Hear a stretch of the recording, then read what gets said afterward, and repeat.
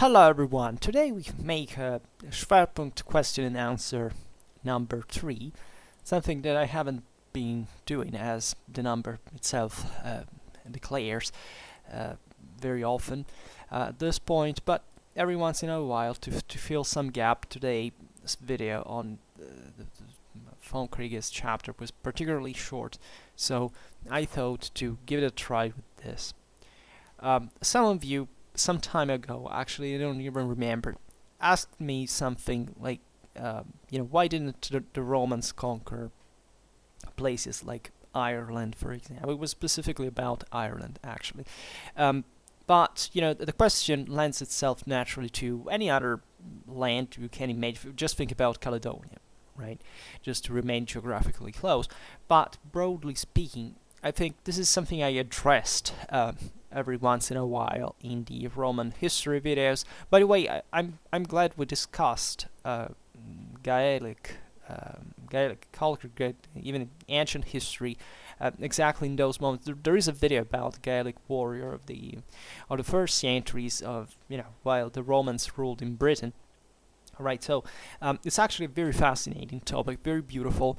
I presume also very overlooked in a way, because I remember I was saying it in other, exactly for that video actually on the Gaelic warfare at this time, and some of you answered, well, simply because there is a very few, right, in terms of documentation. That Ireland, it emerges very gradually from this historical mist over a very long time, that up to especially even the Anglo-Norman invasion, right, it's difficult to frame. The Berno-Norse period was dramatically important, gave this boost to Ireland. There's a bit of prejudice, in my opinion, I presume, to consider Ireland just, at the margins of the world, but as a consequence, as a sort of, not necessarily backwards, but kind of more primitive context. Well, in part it is true, but as far as this thing is often said as, mostly concerning military technology, because also from an archaeological point of view, we don't see much, and naturally that is by itself already, lack of evidence is a form of evidence in a way that speaks about what that word really was. Ireland really has a beautiful past. Think about all the forts scattered over the islands. Some are amazing. Think about Dun Angus. You have these things for the first millennium BC, from 500 BC, enormous fortresses. You think that these were scattered in tens of thousands all over the island. So there is actually a lot to tell. We don't talk much about fortresses on Schwerpunkt either, but we mostly focus on fighters, military systems, and so on, including that. I think we discussed a bit for the Caledonians during early medieval times, their fortifications and so on. But I presume I never trust excessively the archaeological datum, and not because it's not important, but because it's mostly scarce, especially about this time, partly also about these places, naturally. But things like that you find even in other historiographies, like, since there is no direct evidence, I don't know, of bow views, right, or at least in a spread sense, or because you lack that singular evidence, or maybe an ancient author said, these guys were mostly about that. It doesn't mean that, even in battle accounts, doesn't specifically says, the guys didn't have skirmishers. Because they are not named. But this is not a historical method, right? Ireland passes as this place where, people didn't even need to develop technology to cope with specific enemies. Sure, in part it is true, right? In part, everything is acceptable, is a good theory, but it doesn't explain everything, right? And we do actually have evidence of a slightly more developed reality than the one that is kind of stereotypically attached to this context. And they were very conservative realities, right? Gaelic warfare, so medieval panoplies up to next to the musket, by the way, so surely with the capacity of integrating technology, but up to the late 17th century. You see it in Ireland, you see it in Scotland. So we discussed partly about this, and we will make other videos about them. I don't know why I ended up here, but the question was specifically more like not even a question about Gaelic reality, but literally more the Roman perspective of it. Like, why is that the Romans did not invade Ireland, seemingly, because we know, of course, of Caledonia being invaded, eventually not being settled in by the Romans. We know, of course, of the south, of course, and think about the walls that were properly within these populations. They also didn't fundamentally accept Roman rule. There was no way to Romanize them by certain extents. They were constantly rioting and even aggressing these garrisons and so on. So the question is very complex. Today we don't have the time to address it. We partly already did it in the Roman history things.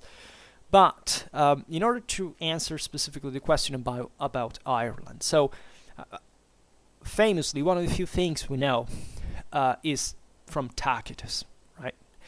Who remembers how often his father-in-law Agricola, that famously invaded Caledonia, used to say that Ireland, Ibernia for the Romans, could be conquered by a single legion with a few auxiliary units, because essentially they seemingly, the Romans didn't think much of the local military capabilities, and also reports how his father-in-law would have crossed not better specified expanse, surface of water, defeating beyond it peoples that the Romans did not yet know. So this thing has naturally given as you know, space to imagination. They said maybe they crossed into Ireland. Who knows? Many specifically have also linked this quote to the figure of the legendary Irish Supreme King. And you know that Ireland fundamentally was this pretty unstable reality, but was this idea of sovereignty, which had also this special sacral authority attached. And think about Tara, we were talking about it recently. Yes, because of the Gaelic, the insular missionaries and so on. But yeah, that is the context, and more specifically of the king, Supreme King Tuathal Teacht Mar. Right, I don't know whether I pronounce it correctly, but who, overthrown by an uprising in Ireland, according to some, returned with an army from Britain and recaptured the kingdom. And according to the supporter of this thesis, this is all hypothetical in a way, it's at this point the thing would happen. Agricola would have then might have used actually its Roman troops to resettle Tuathal on the throne, right? And we do know, in fact, from the same Tacitus, that as it was normal at the time, the Romans, the Roman authorities, in that case in Britain, were, in constant dialogue with the surrounding populations. There were always exiles, especially in this dramatically fragmented tribal realities, for which, of course, there was always someone who saw fit, okay, let's side with Romans, and others says, okay, let's keep them out. This is present literally everywhere, and it comes from the most obvious realization that there were conflicting interests that everybody saw, fit to exploit or not exploit Roman assistance for. So Agricola would have sent Roman troops to Ireland in this specific context, that he was surrounded by these chieftains coming from the British Isles, broadly meant. Are there proofs to this? Really not. Roman artifacts have naturally been found in Ireland, precisely that in those places actually linked to the legend of Tuathal, right? But this could simply have happened because of commercial links. There are, telling the truth, some remains of what seems to have been a Roman fort near Dublin, that some scholars at least may, hypothetically attribute to Agricola's troops. So, is it plausible that the Romans invaded Ireland at that point or in another? Of course it is. Why not? I mean, we do it. I mean, I don't know, but just look at what the military history of the world has been about. Like, as I was saying before, you can't say, since there is no proof, that they never went there because we don't have the proof. This is an anti-scientific way of reasoning, right? It's probably not part of the scientific method. We of course lack the evidence of it, but it might have surely happened. We can think of small contingents, right? Most of the times these guys would have sent actually the same Irish chieftains and with attached retinues and war bands that they had under their protection, that they could hire all around, and back to Ireland with the support of some elite unit. We talked about events like the Battle of Mons Graupius in the battle videos, and we've seen how the Romans, even just with their own Celto-Germanic auxiliaries, actually defeated basically the Caledonian army. That's also a story that we just rely on still, on Tacitus and not much else. So you can make all the different hypotheses, saying, this is maybe even just... There are people who go as far as saying this is just literary, right? There are, the general climate doesn't help. Like, it's like the legend of the 9th Legion that disappeared, that eventually in the 19th century the British had to, some authors had to write saying, we also defeated the Roman Legion like the Germans did in the Teutoburg Forest. So, because you hear disappear, no proof even there, but everybody wants to prove the thing. So I'm making this video just for saying that in either case we have no idea of it, and especially there is no way naturally to know, and we have to go away with that. The question though of that I always try to solicitate my audience to start posing themselves autonomously is simply there is a logic behind this. Like, it's not just about searching for the evidence. People just are obsessed by the searching for the evidence.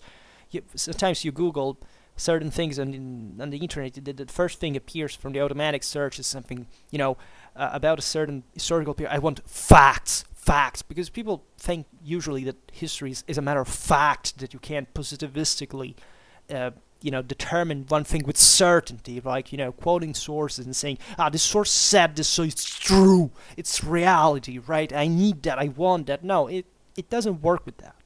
It doesn't work like that at all.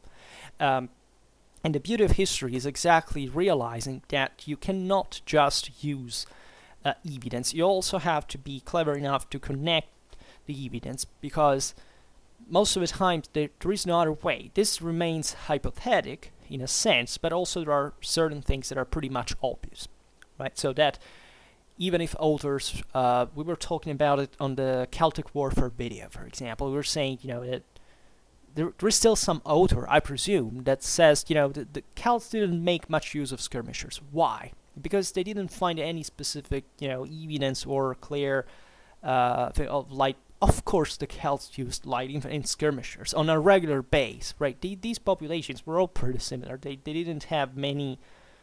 They didn't have any specific distinctions, even from others, right? So the question is simply a person who wonders whether the Celts used skirmishers or not is a person like that. You have to teach something about the very essentials of what ancient warfare is about, right? It's from the question you understand the point. Relatively to the conquest, the Roman conquest of Ireland and the Roman conquest of Caledonia and the Roman conquest of whatever, Germany, Germany is the big topic, but there are others like Mesopotamia or even in Africa towards the south. They are very fascinating. There were some missions, explorations. Think about the ones of the springs of the Romans sent to find the springs of the Nile. Or even the ones Nero sent in Russia, basically to observe, this part of the Ukrainian plains for their grain and all this stuff. So here it would be even fascinating to discuss what was really the geographical knowledge of the time, how it was formulated. But this is more specifically a political and strategical question, right? Why didn't the Romans even apparently conquer Ireland? So the easy question, here I would like to offer a dialectical answer. That is not to say why the Romans didn't specifically invade Ireland, right? Because I could simply ask, Ireland, which was just an island and not much else, right? You could ask why didn't invade any other inch further what they did since somewhere else. And the question gets broader, more complex. The first aspect that is important to focus the attention on is that the Romans were extremely attentive to the cost-benefit ratio of a campaign, also in relation to the eventual maintenance costs of garrisons.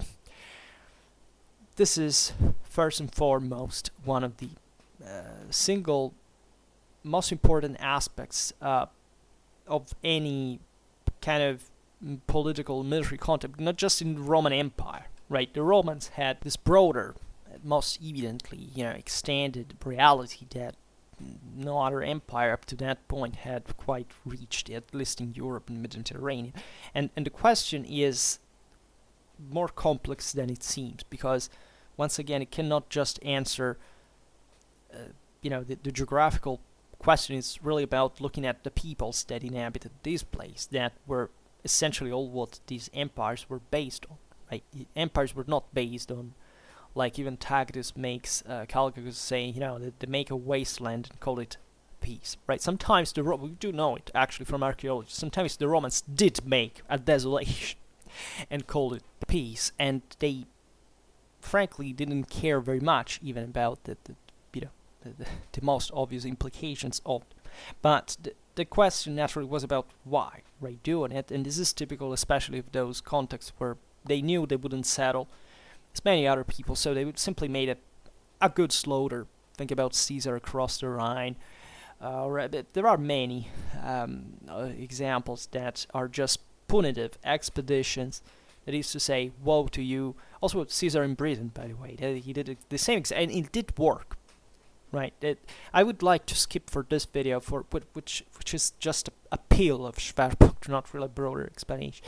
But any other nationalistic driven motivation to say the Romans did this or didn't do this, right? Because there is all this idea that after all, this was our land, so as if 2,000 years after you can't even speak of certain things in these terms, or so we defeated them, or we didn't let them come.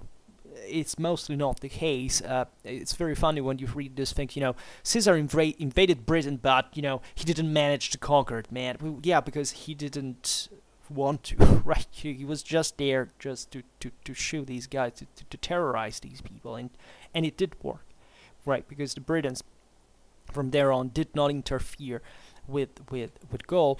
They stayed, fundamentally, they remain clients of Rome in a way, and this is also what is not easy to teach sometimes to people who are used just to, the 20th or 21st or 20th even century reality.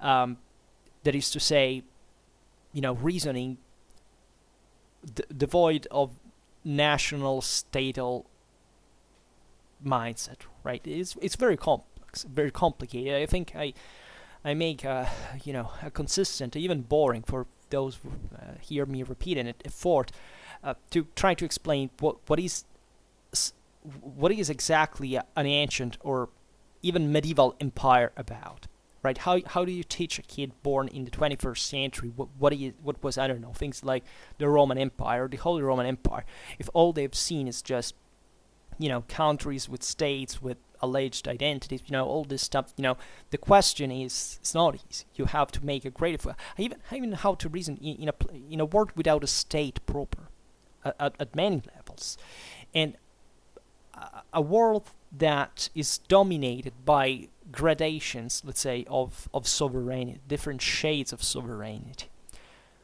It's not easy at all. In fact, the second point to consider in here is, so the first one, you really always think about, was it convenient at the moment, right? Don't think that the Romans, of course, like any other ancient world people, was fundamentally convinced, and probably more than others, that their mission was to conquer the world, right? The idea, the extension of a people's power was measured with that goal, and it was so universal that every people had it in mind, in a way, right? The concept of political and military glory was all one with the divine reason for which any empire fundamentally existed. There was nothing outside of that, so that it's kind of even forced as a distinction, because most of this misconceptions all come from the 19th century racist historiography, right? The moment of nation state, of this obsession for the definition of race and categories and all this stuff, that, I don't know, the Romans were an empire, and, you know, even the last tribe, in fact, we could say in the north of Scotland or Ireland, was conceptually something different from it. Absolutely not. I mean, their mental horizons were, as far as the concept of the right of the conqueror to rule on the conquered, were exactly and unavoidably identical. They were the very same, right? There was no other moral in the world outside of that. The Romans added to that objectively something that they were second in only to the Jews. That was specifically the idea that they were a chosen people. I always remember this, that the thing of a chosen people is not just biblical, it's not just about the Jewish minds, it's the Romans thought the same. The Romans never thought that there was a chance they wouldn't make it. Their thing was they were destined by the gods to conquer the world. The interesting aspect of this is that the Romans, at the point they were dealing, at the time of Agricola, dealing now with Ireland, etc., were already masters of the world. This is also another very difficult thing to explain for a modern mindset, because once again, we draw this thing mostly through boundaries, through projecting national identities of these things, looking at maps, even having a, generally speaking, poor even geographical understanding. Even in modern times, I don't think that a kid looking at a map, for example, is able to distinguish the fact that, when you project the geographical coordinates, there's an approximation for which, for example, the northern world seems huge. Instead, it's the Earth is curving towards the North Pole. It's restricting. There's a problem of even picturing properly the dimensions of this reality. But the question is, these people not only thought to rule the world, but all the other people under them and outside of them, of the empire, acknowledged that these people were ruling the world. This is even more important, I would say, as a concept, because it was on the religious base that all these people shared equally as pagans. And monotheism didn't change this at all, by the slightest. On the contrary, these people had conquered the world, had earned that, right? And of course, if you look at, once again, we have no idea what these other, what would be called barbarians, actually thought about Rome. That we mostly have the Romans writing about them, things like that they properly didn't understand Rome's greatness, that was in part true as far as these peoples were naturally what they were in terms of development, advancement, broadly, but specifically they also phrase this reality without putting much the accent on the fact that of course a tribe, it's like in, I don't know, just to get silly for a while, but it's just like in the beginning of Gladiator, when when Maximus is the other guy, the other officers, Quintus, that eventually betrays him, says, these people people should know what they're conquered, right, in front. And Maximus replies, but would you understand that? Would I? And that was actually, for I would say, a beautiful movie artistically, but pretty lame movie historically speaking. A very poignant line, because it is not very far from what objectively that mindset really was. I mean, if your horizons were within the tribe, or these more extended realities, like in Ireland, you would mostly think about the island itself. Of course, these people knew about the rest of the world, but it's the function in which they acknowledged that of course wasn't pretty extended at certain levels. Of course, they mostly cared specifically about their clan, their tribe, at some levels also its people. But the question remains, it's about fundamentally that specifically limited reality on which they had a control, because this is the discriminant. Like, if you have, like in the Gaelic reality, to struggle between all various tribes that fundamentally want just to kill each other all the time to reach power, and so you automatically draw a line between your own tribe and the one of the neighbors, right? It's normal. So of course they would resist to a Roman invasion, right? In certain instances. In certain others, the elite would simply be co-opted by the Romans and Romanize the people, which naturally the freemen weren't happy at all. But that's the thing of the elite. The elite is always trying to bringing the middle class down, or at least to control it in a way. So that's exactly what the Romans helped them to do. That's why Agricola had so many Irish chieftains around him, all people that had been literally overthrown and kicked out of Ireland, and by the same their neighbors, and wanted to come back in home. So the question is, realize what also could be the reverence and the sense of the sense of subjective, emotional, even discomfort in dealing with a power like Rome, because these people believed in the gods, generally speaking. They believed, we can't say also in the Roman gods, but they realized that the Romans had their own gods specifically. And also, of course, the Indo-Europeans all shared a bit in common. That also the Romans forced a bit these certain recognitions among the, from the pantheon. They tried to say, this divinity is like Mercury, this divinity is like Mars. Then eventually they were different things. And properly these peoples, just like the Romans had been for a while, didn't properly even have a pantheon. Right, but not even the Greeks actually had a pantheon. The thing was much more fluid. It was just more hierarchized by the time, the Hellenistic world had become a very advanced civilization. But even the Romans, for example, that very far from copying Greek religion, actually had a very specific Roman religion on their own, but that was so archaic and primitive, and actually very close to the ones of the Central European world. They basically had forgotten about it. By this point, or at least a large part of it, and only some remnants, and had been mediated and developed and so on. So, but the question, generally speaking, is that you don't just sit there and think that whatever happens outside of your world doesn't matter, right? Of course, everybody around the empire was saying, "What the hell," right? Well, not literally, or maybe yes, or saying, these guys there are something, and we have to cope unavoidably with them. So even just to stress the Roman intervention or military intervention, we have no proof, but it's extremely likely. And political intervention is sure.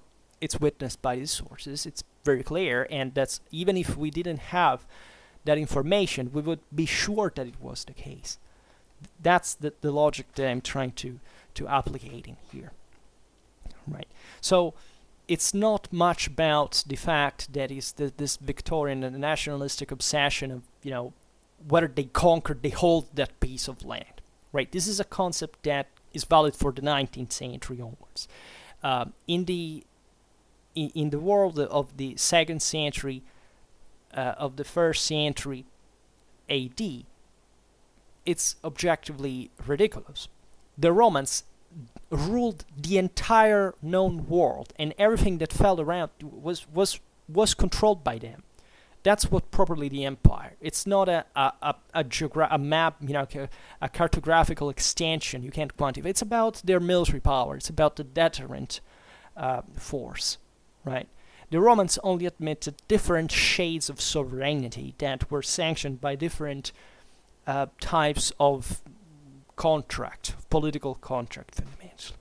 So the question of even saying, Ireland was outside the Roman Empire, it doesn't make much sense, because where is that the empire finishes?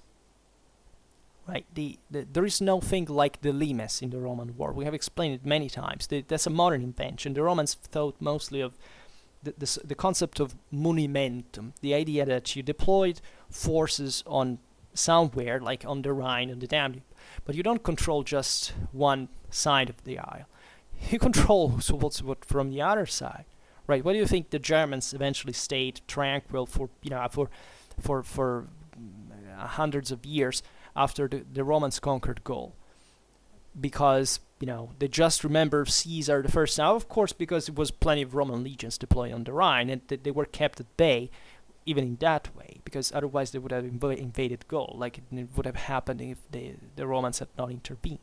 But the question here, therefore, is,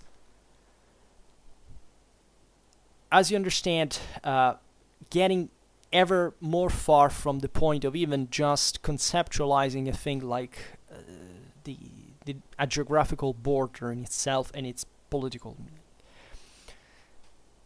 Third point, I would say, this is very important as well, is that because of the two aforementioned, because of the aforementioned double perspective, let's say, conquering or not conquering Ireland was not the problem the Romans faced.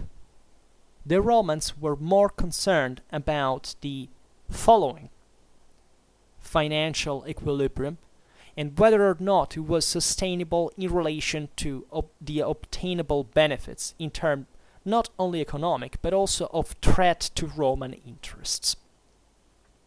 Right? And eventually I digressed, but what I was saying before is even about a campaign, like the one Agricola launched, for example, on Caledonia, or the one that it might have allegedly launched against Ireland. The question is, did the Romans program to invade the well-known world as we think it? No, because that's a modern mental category, that the thing is filling up with color that specific thing on the map, right? At the time, it was nothing like this. At the time, it was just, okay, let's send some troops there, let's test the ground and test the people. Let's see how they receive us. Let's see how their elite relate to us. Let's see if they are hostile, if generally speaking, that even just, they control properly, the possibility of an infrastructural development. They observed the thing. It was all properly, it came in a standard pack of natural observation that also relatively to the administrative skill of these figures, these commanders could be appreciated more or less.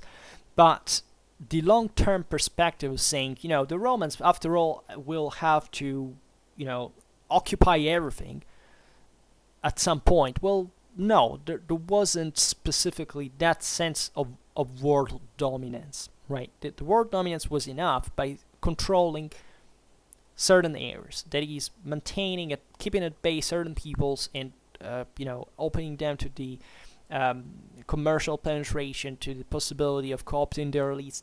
That was the long-term process, and this was something that was not properly measurable and nor theologically intended. That is to say, let's even just see how much it costs to go there, right, and make the world tour of Scotland to see how what we find there, what's the general permeability. I mean, it's ridiculous to even just presume that the Romans didn't have the military capability of subduing places like Scotland or Ireland.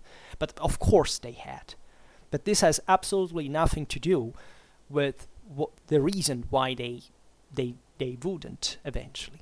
The question, this is getting to the fourth point, that is the single most important thing.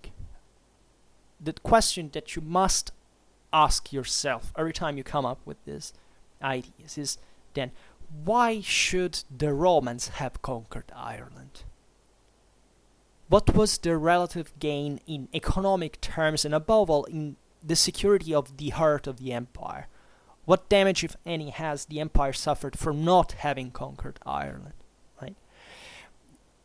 This is the right dialectical perspective from which you have to frame these questions, because otherwise it seems as if the Romans had just to conquer everything, and the fact that they didn't is an admission of weakness or of a specific failure of a specific intention that eventually wasn't fulfilled. Right? Tacitus says it explicitly. He says Agricola said that Ireland could be easily conquered, right?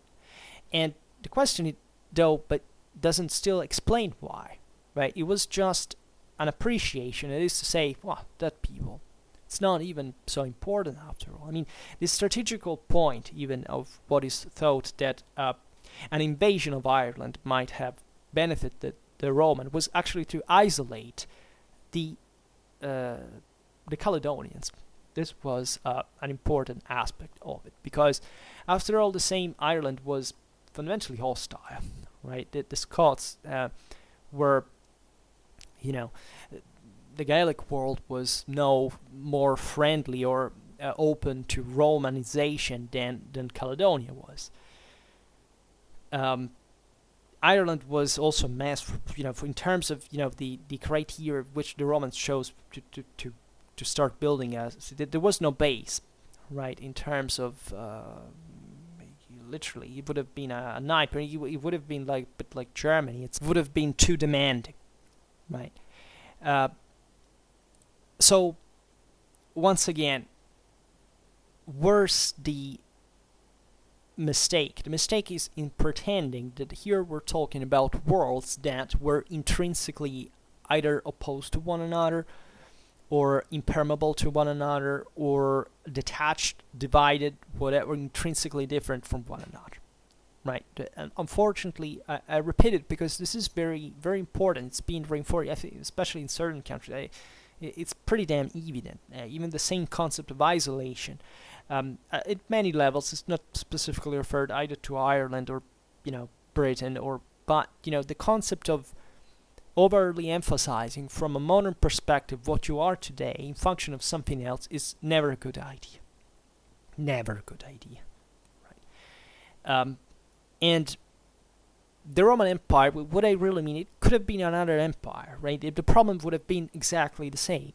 And there are actually countless examples we could do, not just with the Roman Empire, but any other empire. Think about the Alexandrian Empire, think about the Achaemenid Empire. I mean, how they coped with the subject peoples. And after all, it was similar, right? Rome had objectively an extra march because of the relative openness to the extension of its citizenship. There was this, task but / reward of the munus that allowed these populations eventually to Romanize. It wasn't like a positive thing in itself, because as we said, it passed through the impoverishment also of the middle class, or at least the subordination of the freemen, the rise of these elites that objectively didn't care about.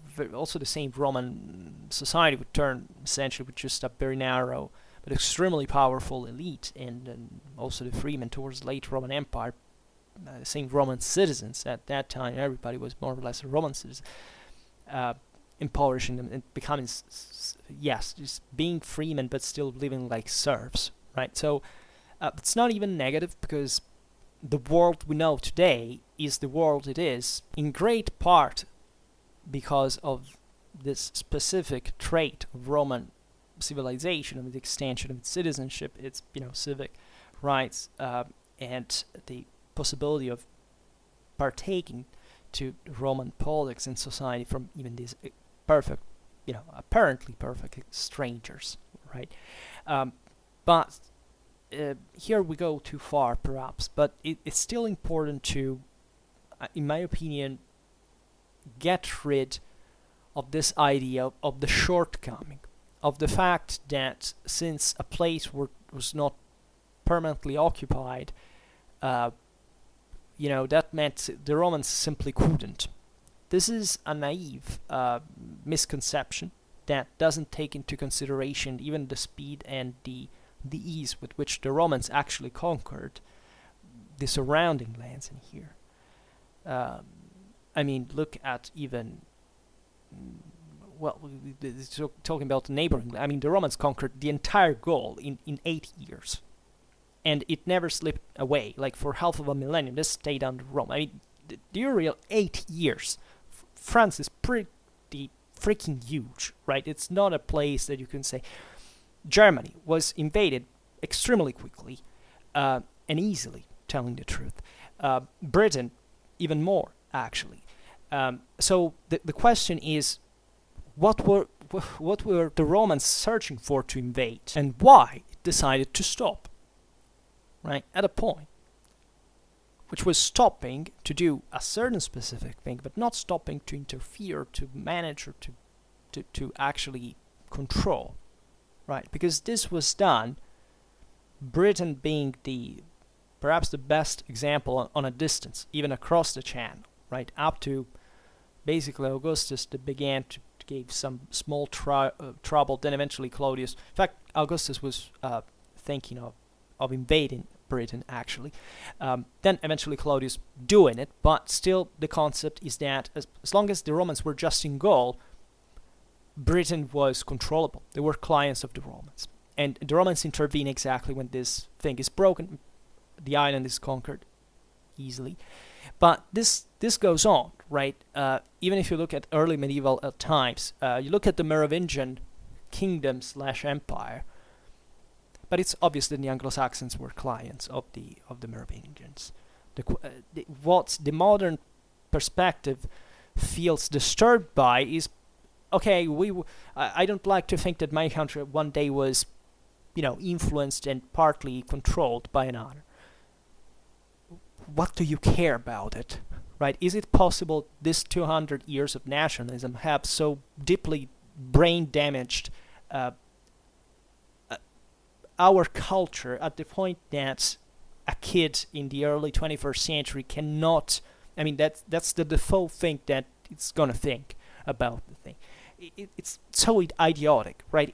It's about lacking the most elementary civic education. What do you think the world is, right? That's why I also have all this hostility properly meant to the concept of geopolitics, because that's another idiotic idea derived essentially from a nationalistic background that still makes people believe that fundamentally there are states, and those are kind of monads that just conflict against each other, and they just operate on the base of their power and intensity. They're a unique thing, while states are extremely permeable, disconnected, fragmented realities, and they always change, and they always amalgamate, and they're always fluid.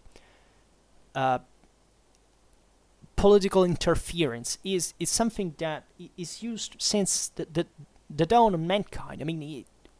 How do you think politics actually works?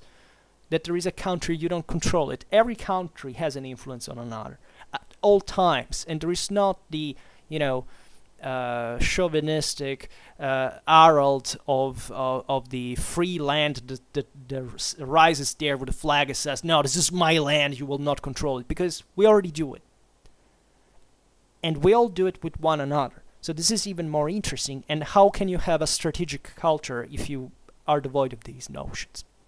So this naturally has nothing to do with the question in itself that is actually fascinating. Right, as we were saying at the beginning of the video, it's an important question. I think it's good even to ask these things, as long as we realize that, of course, behind it, there doesn't have to be any preconception about what the evidence of this all is about, and that there is no.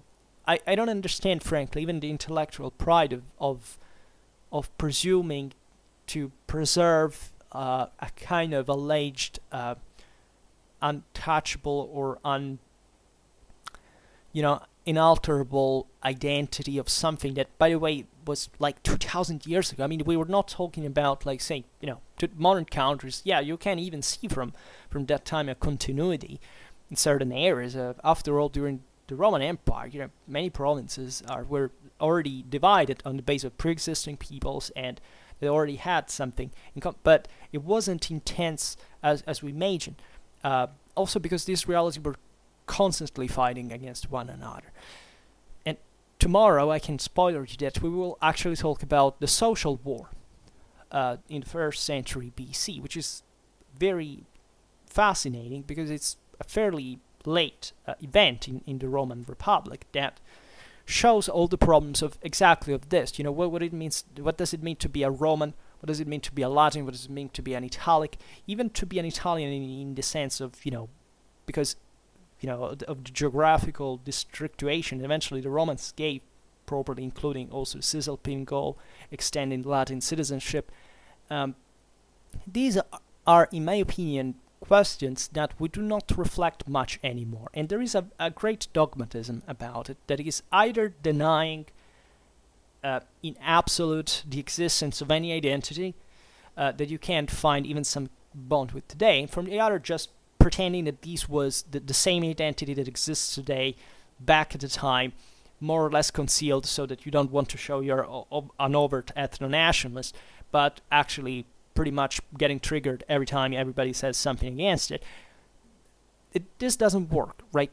History requires a great sensitivity, a great capacity to put everything in discussion, to be always open to redefine, in fact, every single definition, because about those times, but every time, every definition we can give is wrong. What do you think history and historiography exists for? To sculpt a notion in the stone, and so that it remains forever. Like the history is fluid. It's never been something like we know this, so it's like that, right? And the ancient world is a very good testing ground for these concepts, because it is fairly easy to study in the measure of considering in relation to the lack of information, right? For the scarcity, the paucity of the single evidence that we have, right? So I presume that it's much easier to see that, also because of the time, distance, etc., than starting to talk about, I don't know, the 20th century and pretending to be cold or objective about it, because it's way more difficult. But even in there, I think it's not so much a question of knowing excessively more, but just having the right coordinates, the right perspectives, and knowing how to substantiate the dimensions you're talking about, right? Because otherwise, I'm digressing. I don't know why I'm doing this, but that's because properly I'm thinking to finally start talking about World War II, about the 20th century, generally speaking, because even in there, mostly to debunk, not making this serious here like I do regularly on the Middle Ages and on ancient history, but specifically to, let's say, debunk is even maybe an abused term. I don't say it for sensationalistic reasons, but specifically because there are some gross misconceptions that I see in the world that I live in, and that I've come to even, sometimes I even believed in them. I was the first person sometimes who believed in them. I have no shame to say that. I was also way more extremistic than I am in the past, as all younger people, generally speaking, are. I knew less. I still pretty much ignorant about a lot of stuff, but the ones I came to know a bit and to dip in a little bit my knowledge through updated bibliographies has made me realize something that I feel it's important to share.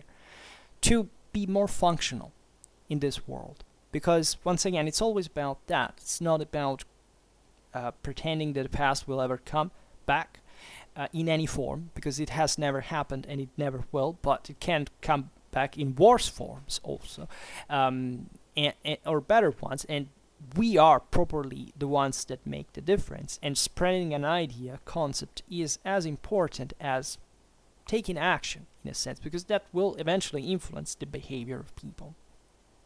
And another thing that I would like to be a bit more precise about is the relation with historiography. Historiography is not easy to address because it's always about a lot of informed and opinionated people that tend to, generally speaking, go towards a common interpretation, right?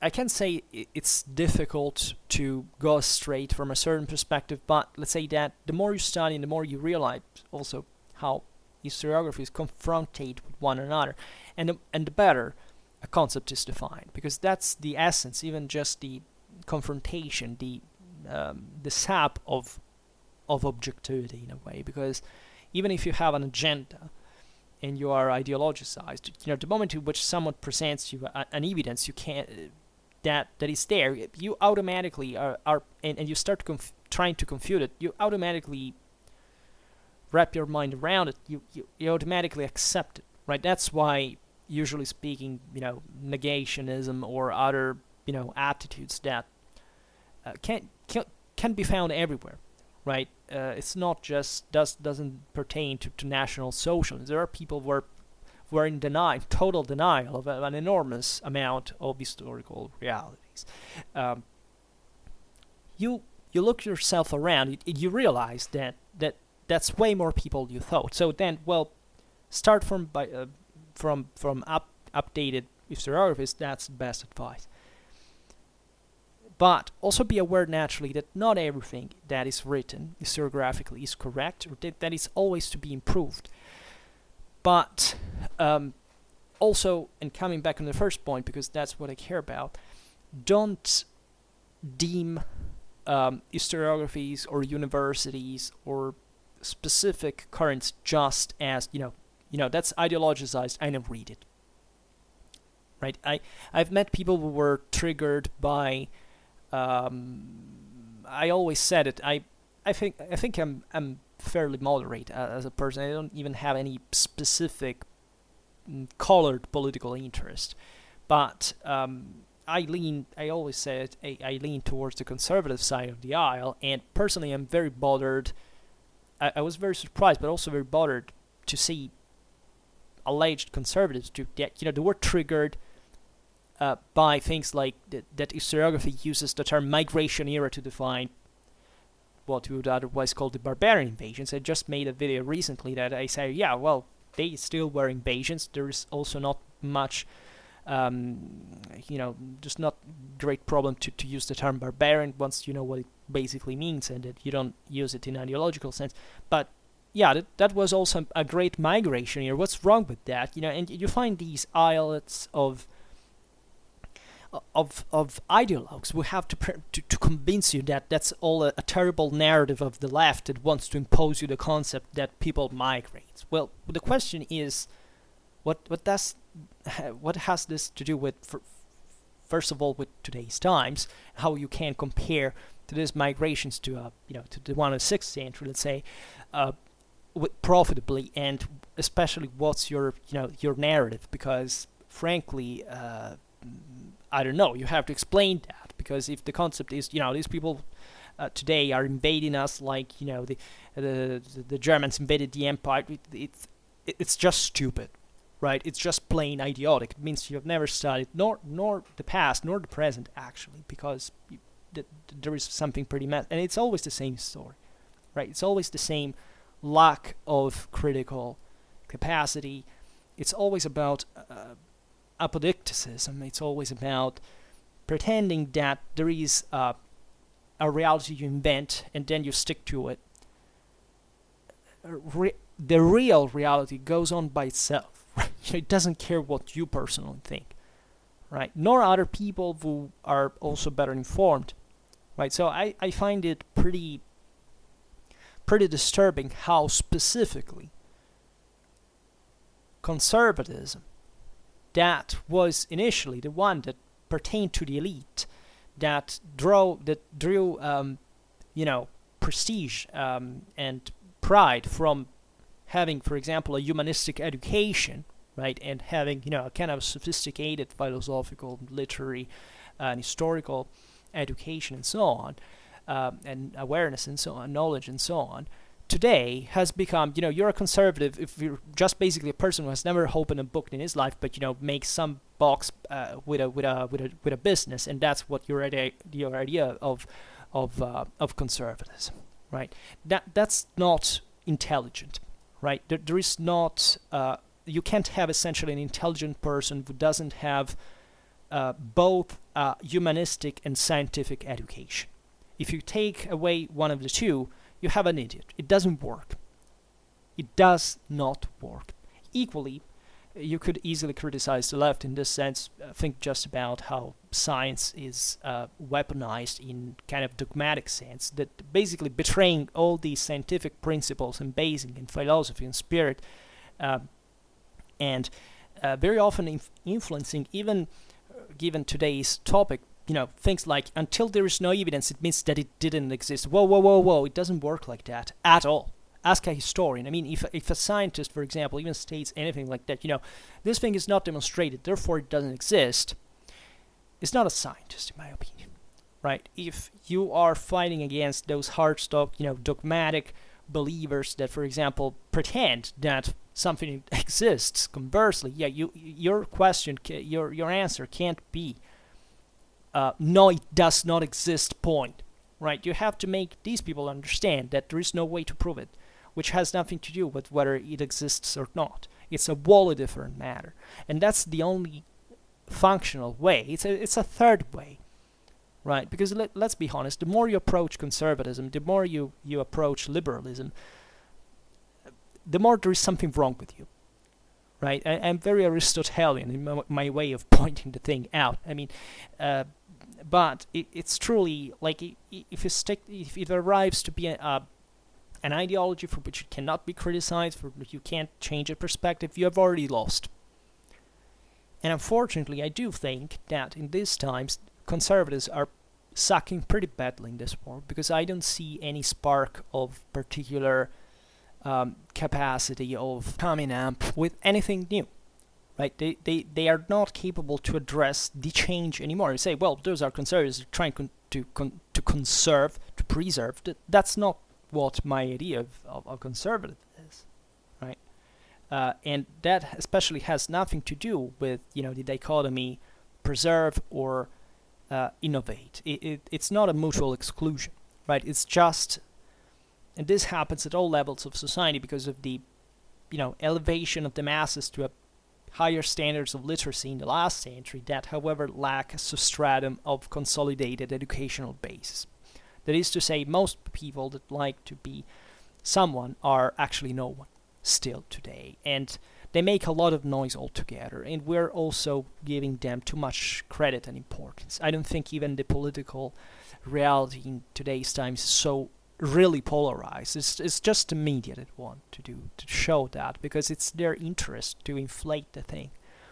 And people, however, tend to be hegemonized by these positions, to get ideologized in term, and that's a very risky thing. And I'm not very optimistic about the future, because I've seen this stuff in the past as well, and it usually everybody loses, right? Everybody loses, because the average comes back down, right? If you're lucky to be of the elite, lucky you, right? But there is also a broader risk of sclerotization of thought that can hallucinate, right, about the way we interpret the world, and that we arrive to a point which we cannot afford that. And I presume it will not happen, because still our standards of living, our broader education improvement will continue in a way. So, but it will also depend on how these opportunities will be spread, how specifically someone will be able to do it and someone will keep not be able to do it. And I can't, I don't know, sometimes I think I'm too harsh, and that's where my conservatism emerges in a way, but I honestly cannot believe that in today's world, with the entire knowledge one click away from you, you can't properly educate yourself, right? If you fail in school, if you have, you may have all the problems in the world, you can come up from a messed up family, you can't be poor, you can have a lot of serious issues. But on average, no, I don't believe it. I think that if you still feed yourself with this stuff, you're a failure as an individual, and I can't forgive that, right? I don't care even if you fall down to the bottom of society at that point, because that's mostly about you. That's not about some injustice of the system at all, right? And not that there is not something like that, but just look where that is. Because next to us, there are always people who are truly disadvantaged, and not, some person just fails because he's being poorly brought, needs to whine about, right? We don't owe you anything, right? We owe only to intelligence. If you are not intelligent, you cannot work, right? This is my philosophy. And I don't think I will renegade it, and I've sweetened my my position over time, because after all, we all get old at a point, and we lose our violent temperament, I would say. But I still stand, I accept, I try to understand, to accept. It's important to understand. It's important, right? It's part of that open-mindedness that I was saying it's necessary, right? Because otherwise you cannot solve problems. So I also realize this is an issue, but let's be let's help each other, and history is a very good meeting point, in my opinion, because history is everybody's history, and that's exactly why I don't like people to pretend that's your history, that's my history, but it doesn't exist anything like it. It's never exist. History is no one's. History doesn't belong to anyone. History belongs to you if you are the historian who signs a research that has been done by you, and with the work and so on. But the memory of the past, it's not yours, right?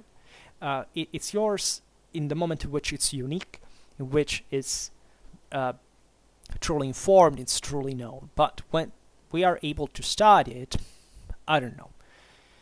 I can be an Asian and mastering South American history, and nobody will ever tell me that I can't do it, right? And I use just two continents that do not generate problem. If I had said if it was a European and used African history, oh my god, would have been so racist and terrible.